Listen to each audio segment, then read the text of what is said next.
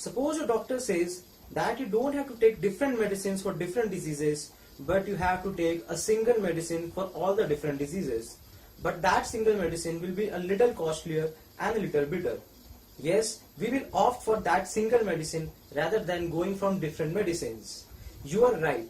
I am talking about the GST bill, Goods and Services Tax.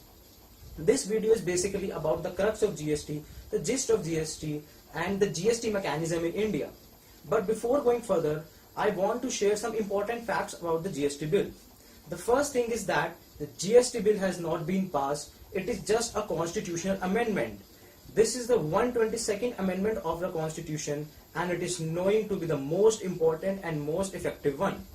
GST bill can come in force from 1st April 2017, and it is a single rate tax. Now, before getting into a discussion about GST mechanism in India, we need to know why there is a need for GST in India. Suppose a wholesaler Mr. X sells goods to a retailer Mr. Z for Rs 100 and charges sales tax at 10%, that is 10 rupees. So the purchase price of Mr. Z comes to Rs 110. Now Mr. Z, after adding value of Rs 40 to it, sells the same product further for Rs 150 and charges sales tax at 10%, that is 15 rupees. Here Mr. Z, while calculating the sales tax liability, has included the tax and value which he has already paid to Mr. X. So this is known as the cascading effect, that is tax on tax. As you can see, this was the case when VAT was not introduced. After the introduction of VAT, every next stage person gets credit of the tax paid at the earlier stage. This means that when Mr. X pays tax of Rs 15, he deducts Rs 10 paid to Mr. X. So the final tax liability comes to Rs 5. Same mechanism is followed in service tax and excise duty. But problem is still not resolved. The credit of input VAT is available against output VAT and is not available against excise or service tax, and vice versa. And also VAT is computed on value which includes excise duty. This shows that there is still tax on tax. So there will be a dual GST model in India. In dual GST model, either SGST and CGST or IGST will be levied on each kind of transaction. SGST stands for State GST, which will go to state government. CGST stands for Central GST, which will go to central government, and IGST stands for Integrated GST, which will go to central government. SGST and CGST will be levied on single transaction which will take place in a state, but IGST will be levied on an interstate transaction. Let us understand this by different scenarios.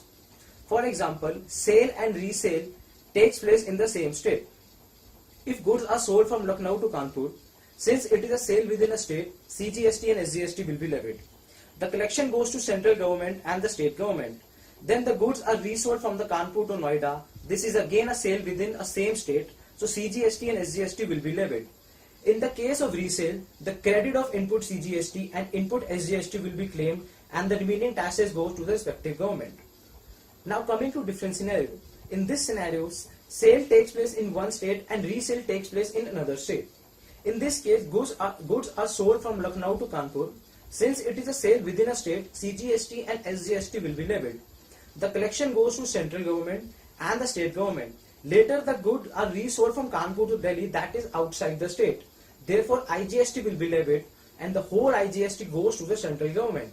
Against IGST, both input taxes are taken as credit. But we see that SGST has never went to central government. Still credit is claimed. So this is the gist of GST. This is the crux of GST. That even if SGST has never gone to central government, SGST credit can be claimed against IGST. Since this amounts to a loss to central government, the state government compensates the central government by transferring the amount of credit, hence eliminating the cascading effect.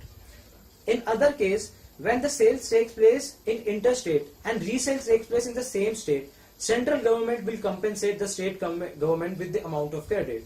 So this is the gist of GST. This will remove cascading effect, that is tax will not be levied again on tax.